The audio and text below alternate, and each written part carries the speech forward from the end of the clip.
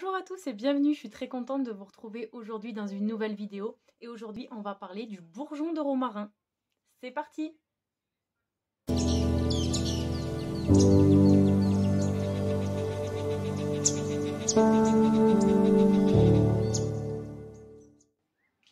Avant de vous expliquer les propriétés et indications du bourgeon de romarin, je vais vous expliquer ce qu'est la gémothérapie.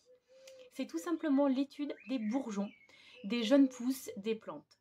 Ce qui est intéressant en gémothérapie, c'est que l'on utilise le totem de la plante, c'est-à-dire toutes les molécules que contiennent la plante. Contrairement à la phytothérapie, où on utilise en général la fleur, la tige, la racine, le bourgeon, lui, contient toutes les molécules de la plante et est donc très intéressant en naturopathie.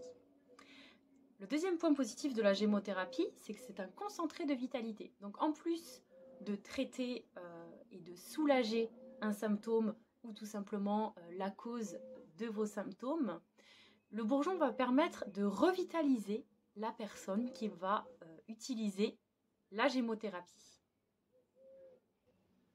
Tout comme la phytothérapie et l'aromathérapie, la gémothérapie comporte aussi des contre-indications. C'est pourquoi il faut les utiliser avec précaution. Je vous en dirai plus concernant les contre-indications du bourgeon de romarin juste après dans cette vidéo. Donc le bourgeon de romarin est le bourgeon de référence du foie et de tous les troubles qui sont liés au foie. Il stimule la production de la bile et facilite son élimination. C'est un bourgeon donc, qui est hépatoprotecteur, c'est-à-dire qu'il protège le foie. Donc il est très intéressant aussi pour désintoxiquer le foie. On va l'utiliser pour le syndrome prémenstruel chez la femme, les douleurs de règles en traitement de fond. On peut l'utiliser chez la femme ménopausée pour tout simplement désintoxiquer le foie. Tous les problèmes circulatoires qui sont généralement liés à un foie engorgé. On peut également utiliser le bourgeon de romarin pour le système nerveux. On peut également l'utiliser chez les hommes qui souffrent de troubles de la prostate. Le bourgeon de romarin est aussi très intéressant chez les personnes au terrain allergique, quels qu'ils soient, que ce soit au pollen, aux acariens, etc. Toutes les personnes qui ont des allergies peuvent prendre en cure le bourgeon de romarin. De plus, le bourgeon de romarin est un puissant antioxydant. Pour vous expliquer un peu ce qu'est l'oxydation, je vais vous citer quelques facteurs d'oxydation cellulaire. Donc vous avez le stress, l'anxiété, le manque de sommeil qui empêche la bonne régénération cellulaire.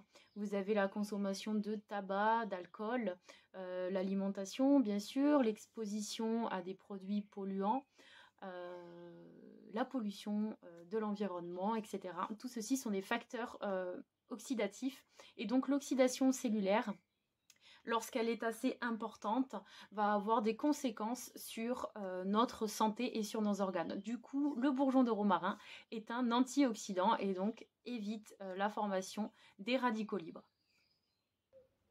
Au niveau psycho-émotionnel, le bourgeon de romarin permet de retrouver une certaine motivation et d'affronter certains chocs émotionnels que l'on peut rencontrer au cours de notre vie. Concernant l'utilisation du bourgeon de romarin, on le conseille en général sur une cure de 3 semaines, pas plus. On fait une pause d'1 semaine, on peut tout à fait reprendre après pendant 3 semaines, mais ça ne s'utilise pas sur le long cours puisque ça a un effet vraiment détoxifiant.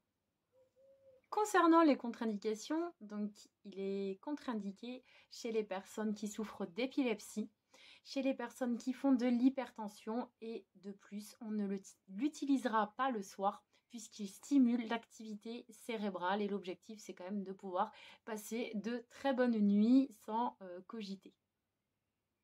On en a fini pour le bourgeon de romarin. Pour pouvoir bénéficier de tous ces effets, comme d'habitude, utilisez des bourgeons de qualité bio et dans des magasins avec des laboratoires plutôt fiables. Si vous voulez des conseils concernant des laboratoires fiables de qualité, n'hésitez pas à me laisser un petit commentaire. En tout cas, j'espère que cette petite vidéo vous aura plu et vous aura aidé. N'hésitez pas à la liker et à vous abonner pour soutenir mon travail et pour être informé des prochaines vidéos. Je vous dis à bientôt. Bye.